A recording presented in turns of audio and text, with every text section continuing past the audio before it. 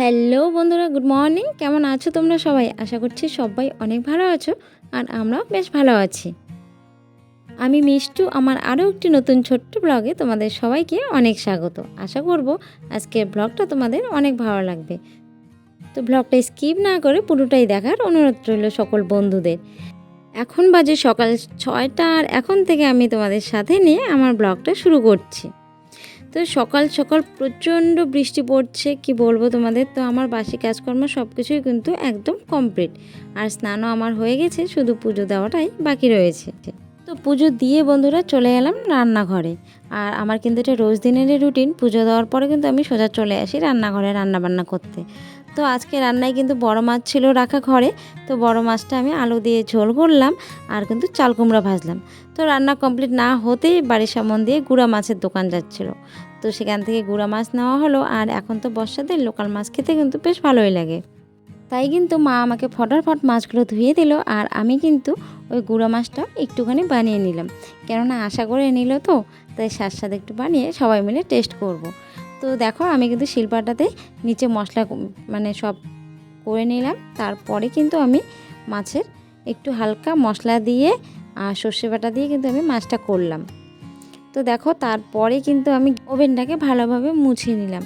তো ওভেনটাকে মুছে নেওয়ার পরে সোজা চলে এলাম টিউবওয়েলে। অনেক যে বাসন কোসন বেরিয়েছে সেগুলো নিয়ে এলাম, আর সাথে হাজব্যান্ডের কয়েকটা জামা কাপড় ভিজিয়েছি, তো সেগুলো ভাবলাম ধুয়ে দেবো। তবে টিউবওয়েলে দেখো একদম জল নেই, অনেকক্ষণ থেকে ঝাঁকি দিচ্ছি, তবে অনেক কষ্টে এই বালতিটা আমি ভর্তি করলাম, গামলা এক আর বালতি। তো যাই হোক, তো বালতির জলগুলো দিয়ে আগে কাপড়গুলো ভালোভাবে কেচে নিই, তারপরে কিন্তু আমি বাসনগুলো ধুয়ে নেব। তো দেখো আমার কিন্তু কাপড় কাচা প্রায় কমপ্লিট, তবে আজকে বেশি একটা রৌদ্র নেই, আকাশটা খুব মেঘলা মেঘলা, তাই ভাবছি না সকাল সকাল কাপড়গুলো ধুয়ে দিই, তাহলে সন্ধ্যার আগে আগে কাপড়গুলো শুকিয়ে যাবে। তাই কিন্তু আমি কাপড়গুলো ধুয়ে দিচ্ছি। আর এখন কিন্তু বাজে সকাল 10টা, আর হাজব্যান্ডও কিন্তু ওই সকাল সকাল কাজে বেরিয়ে গিয়েছে আজকে। আর মামার কিন্তু খাওয়া দাওয়া কমপ্লিট, ওকে ওর ঠাম্মি রেডি করাচ্ছে। তো রেডি হয়ে স্কুলে যাবে, ততক্ষণে ভাবলাম আমি আমার এই কাজগুলো কমপ্লিট করে নিই। তো দেখো আমি কিন্তু জামা কাপড় ধুয়ে শুকোতে দিয়ে এসে বাসনগুলো কিন্তু খুব ভালোভাবে মেজে নিচ্ছি। তবে বাসনে তো তেমন কোনো বাসন বেরোয়নি, কেননা এখনও তো সবার খাওয়া দাওয়া কমপ্লিট হয়নি, ওই রান্নার যতটুকু বাসন ছিল ততটুকুই বেরিয়েছে। ভিডিও শুরুতেই বলে দিচ্ছি, যেসব বন্ধুরা এখনও আমার চ্যানেলটাকে সাবস্ক্রাইব করোনি তারা ফটাফট আমার চ্যানেলটাকে সাবস্ক্রাইব করে আমার পরিবারে চলে এসো। আর আগের বন্ধুদের জানাই অসংখ্য অসংখ্য ধন্যবাদ আর অনেক ভালোবাসা, আমার পাশে থাকার জন্য, আমাকে অনেক উৎসাহ দেওয়ার জন্য, আর আমার ভিডিওতে লাইক কমেন্ট করার জন্য। এভাবেই সবাই আমার পাশে থেকো। তো অনেক দিন ধরে না আম মাখা খাওয়া হচ্ছিল না, তো একবারে আম মাখা খেয়েছিলাম এবছরে, আর না আম মাখা একদমই খাওয়া হয়নি। আজকে ভাবছিলাম আজকে একটু আম মাখা করে খাবো। তো এইসব কাজকর্ম সব কিছু কমপ্লিট করে কিন্তু আজকে আমি আম মাখা খাবো।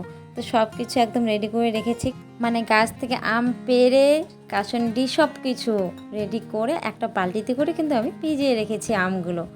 তো এই কাজকর্মগুলো করার পরে কিন্তু আমি সোজা চলে যাব স্কুলে, কেননা মামাম স্কুলে আছে, ওর আবার টিফিনের বেলা হয়ে যাবে। তারপরে কিন্তু আমি ওকে নিয়ে এসে কী করি আজকে কিন্তু আমি সেটাও তোমাদের সাথে শেয়ার করব। কেননা স্কুল থেকে আসার পরে মামাম কী করে সেগুলো কিন্তু আর তোমাদের সাথে শেয়ার করা হয় না।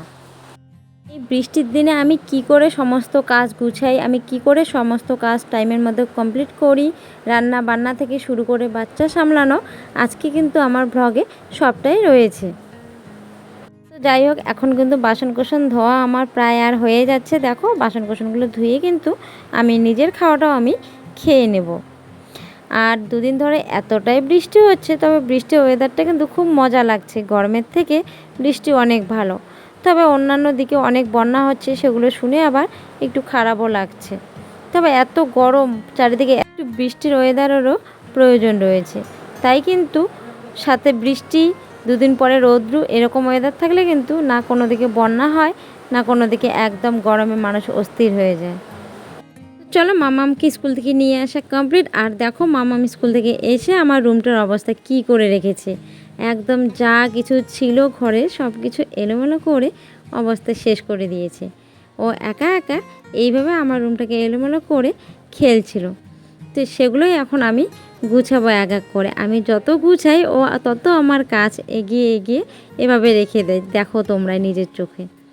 তো যাই হোক, সবার ফার্স্ট শুরু করলাম সোফাটা থেকে। সবার ফার্স্ট সোফাটা ক্লিন করে নেই, তারপরে কিন্তু এইদিকে যে কাপড়গুলো আছে সেগুলো ক্লিন করব। তারপরে যে খেলনাগুলো আছে সেগুলো কিন্তু আমি তুলে ওর যে খেলনার প্যাকেটটা আছে সেখানে কিন্তু আমি রেখে দিব খেলনাগুলো। আর দেখো জামা কাপড়গুলো একদম আলনাতে রেখে দেই সাথ সাথ, তাহলে কিন্তু আমার কাজটা খুব তাড়াতাড়ি কমে যাবে। ওর যত খেলার জিনিস আছে সেগুলোও হয় না, আমার জিনিসগুলো সব এলোমেলো করে রেখে দেয়। তবে এগুলো জামা ধুয়ে দিয়েছিলাম, শুকিয়ে গেছে বলে নিয়ে এসে কিন্তু গুছিয়ে রাখলাম। আর স্কুল থেকে এসে কিন্তু শাড়িটাও খুলে এমন করেই রেখে দিয়েছি। বাইরে একটু দিয়েছিলাম হাওয়াতে মেলে, তো বাইরে থেকে নিয়ে এসে কিন্তু আমি সোফাতে একদম এলোমেলো করে রেখে দিয়েছি। তো ভাবলাম শাড়িটাও গুছিয়ে জায়গা মতো রেখে দিই, তাহলে জায়গাটা একদম ক্লিন থাকবে আর ঘরটা অনেকটাই ক্লিন আর খুব ভালো লাগবে, পরিষ্কার পরিচ্ছন্ন লাগবে। তো দেখো ওই সাইডটা গুছিয়ে নিলাম, অলরেডি দেখতে ভালো লাগছে। তবে আলনাটাও কিন্তু প্রায় গুছানো কমপ্লিটের দিকে। আর শাড়িটা এখানেই রেখে দিলাম, কেননা কালকে তো আবার স্কুলে যাব। তো শাড়িটা কালকে পরে এসে তারপরে জল কাচা দিয়ে দেবো। যদিও আজকে বেশি একটা গরম ছিল না, তাই কিন্তু আজকে আর শাড়িটা ধুয়ে দিলাম না, এমনি হালকা একটু রোদ্রুতে মেলে দিয়েছি। আর বড় সোফাটা যে বেডশিটটা দিয়েছি সেটাও একদম দেখো কুচকানো কুচকানো হয়ে মাঝখানে জমে আছে। চারিদিকে টান টান করে কিন্তু গুজে গুজে দিচ্ছি, যাতে মাঝখানে কুচকানো হয়ে না থাকে। তো তারপরে দেখো খেলনাগুলো সব প্যাকেটে করে ভরে নিচ্ছি ফটাফট, কেননা মাম্মামকে আবার ঘুম পাঠাতে হবে। ও কিন্তু স্কুল থেকে টিফিন খেয়ে আসছে, আর বাড়িতে কিন্তু আমি খাওয়াবো না। তবে ঘুম থেকে ওঠার পরে কিন্তু হালকা কিছু ওকে আমি খাইয়ে দেবো। আর এদিকে দেখো ড্রেসিংটার আমার কি অবস্থা হয়েছে। তবে ড্রেসিংয়ের সামনে দুটো জলের বোতল রেখে দিই। তোমরা এর আগেও দেখেছিলে, আমার যখন আগের রুমটা ছিল সেখানে কিন্তু আমি সবটা সময় জলের বোতল রেখে দিই। কেননা হাজব্যান্ড যখনই ঘরে আসবে, হাজব্যান্ড কেন আমারও অভ্যাস হয়ে গিয়েছে, ঘরে আসলেই জল খেতে ইচ্ছা করে, তাই কিন্তু জলের বোতলটা হাতের নাগালে এভাবে আমি রেখে দিই। তারপরে দেখো আমার টি টেবিলটাকেও একদম গুটিয়ে আমার যা বালিশ ছিল সেগুলো অবধি নিচে ওইদিকে ফেলে রেখেছে মাম্মাম। তো যাই হোক, তাওয়ালটা আগে খুব ভালোভাবে ঝেড়ে পেতে দিলাম, তারপরে কিন্তু আমি বালিশগুলো তুলে ভালোভাবে টান টান করে রেখে কম্বলটা ভালোভাবে ঝেড়ে কিন্তু আমি ভাঁজ করে রেখে দিলাম। তবে দেখো এখন কিন্তু অনেকটাই ক্লিন হয়ে গেল, শুধু রইল বিছানাটা। তবে দেখো বিছানার উপরেও বই খাতা একদম এলোমেলো হয়ে আছে। ও আমাকে স্কুল থেকে এসে দেখাচ্ছিল যে ও আজকে স্কুলে কী করেছে। তবে ওর ড্রয়িংয়ের খুবই ইচ্ছা, আজকে স্কুলে ওকে ড্রয়িং করেছিল বলে ওই ড্রয়িংগুলো এসে আমার সাথে শেয়ার করলো। তবে খুব সুন্দর ড্রয়িং করেছে, অবশ্যই তোমাদের সাথে শেয়ার করব। তবে আগেও শেয়ার করেছিলাম, তোমরা হয়তো অতটা দেখোনি। তারপরে ভাবলাম বিছানার বেডশিটটা তুলে একটু ভালোভাবে ঝেড়ে নিই। দেখো কে বলবে যে এটা বাসি বিছানা না, সকাল সকাল উঠে বিছানা গুছানো হয়েছে, দুপুরবেলা আবার আমার ঘরের বিছানা এরকম হয়ে থাকবে, একদম বাসি বিছানার মতন কুচকানো হয়ে আছে। তো দেখো এখন কিন্তু বাইরে একটু একটু রৌদ্র উঠেছে, মাঝখানটা এতটাই অন্ধকার করেছিল ঝড় আসবে এরকম অবস্থা। তো দেখো বেডশিটটা কিন্তু আমি সুন্দরভাবে চারিদিকটা আগে মাপ করে নিচ্ছি, তারপরে টান টান করে গুজে দিচ্ছি। তবে একবার মাথার ওদিকে যাচ্ছি, একবার পায়ের ওদিকে যাচ্ছি। আমি বিছানার বেডশিট কিন্তু এইভাবেই পাতি প্রতিটা দিন, আমার এইভাবেই সুবিধা লাগে, আর খুব তাড়াতাড়ি বেডশিট পাতাও হয়ে যায়।